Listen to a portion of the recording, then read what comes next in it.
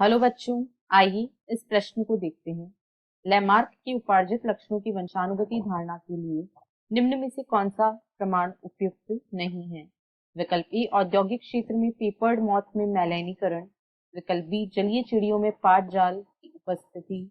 विकल्प सी, गुफा में रहने वाले जंतुओं में वर्णक की अनुपस्थिति। या विकल्प डी, सर्पों में पादों की अनुपस्थिति। इस प्रश्न की जो मुख्य अवधारणा है, मुख्य अवधारणा वह है लैमार्कवाद। वह है लैमार्कवाद। यहाँ पर हम देखेंगे कि लैमार्कवाद क्या है और क्या इसके उदाहरण हैं। तो लैमार्क ने जो सिद्धांत दिया था उसे लैमार्कवाद के नाम से जाना जाता है और इन्होंने उपार्जित लक्षणों की लैमार्क ने उपार्जित लक्षणों की वंशानुगति या वंशागति का सिद्धांत दिया था। लैमार्क ने उपार्जित लक्षणों की वंशानुगति का सिद्धांत दिया था।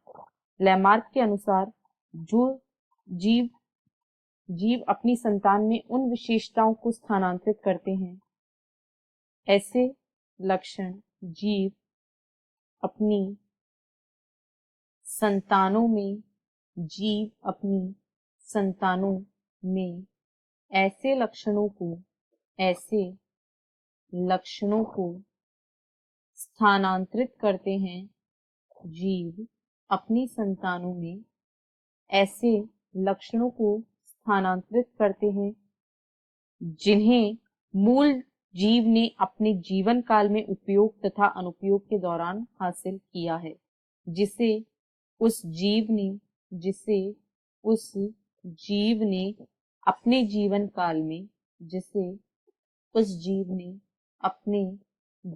काल में उपयोग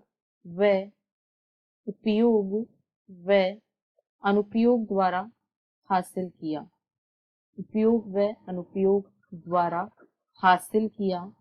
लैमार्क के अनुसार उनका यह मानना था कि ऐसे अंग जिनका अधिक उपयोग होता था उनकी वृद्धि एवं विकास हुआ तथा ऐसे अंग जो कम प्रयोग में आते थे वे धीरे धीरे लुप्त हो गए। इन्हें ही उपार्जित लक्षणों की वंशागति का सिद्धांत कहा गया तथा अंगों का उपयोग एवं अनुपयोग इसका एक मुख्य बिंदु था। अब यदि हम दिए गए विकल्पों को देखें तो विकल्प ए में कहा गया है औद्योगिक क्षेत्र में पेपर्ड मॉथ में मैलानीकरण, तो यह लैमार्कवाद का उदाहरण नहीं है। यह ऐसा प्राकृतिक चयन के कारण होता है। औद्योगिक अतिकृष्णता या पेपर्ड मॉथ का जो उदाहरण है यह प्राकृतिक चयन को दर्शाता है और यह डार्विन द्वारा प्रस्तुत अवधारणा थी, लैमार्क के द्वारा नहीं। इसीलिए विकल्प ए सही है। जलीय चिड़ियों में पाद जाल की उपस्थिति जो कि उन्हें तैरने में सहायता करती है, यह बिल्कुल सही है। यह लैमार्क की लक्षणों की वंशानुगति धारणा के लिए उपयुक्त प्रमाण है।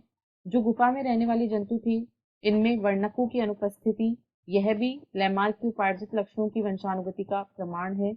और सर्पों में पादों का उपयोग नहीं होता था इसलिए ये विलुप्त हो गए, अतः यह भी लैमार्कवाद का प्रमाण प्रस्तुत करता है। अतः विकल्प ए इस प्रश्न का सही उत्तर है। आशा है आपको प्रश्न समझ आया होगा। धन्यवाद।